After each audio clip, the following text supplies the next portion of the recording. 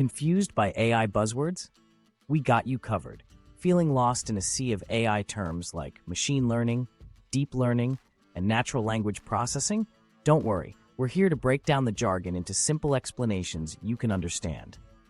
This post will help you navigate the world of AI with confidence. First, machine learning. Imagine a robot chef who learns to cook amazing dishes by trying different recipes and remembering which ones taste best. That's basically how machine learning works. It uses data to improve on its own without needing explicit instructions. Second, deep learning. Think of a complex web of connections like the neurons in your brain. That's the core idea behind deep learning, a powerful technique that allows machines to learn complex patterns from massive amounts of data. It's used for things like image recognition and natural language processing.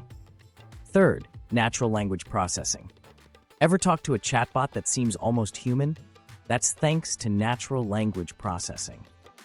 It helps machines understand and respond to human language, paving the way for more natural interactions with technology. Remember, these are just a few starting points. There are many other exciting terms in the world of AI, and we'll be exploring them in future posts.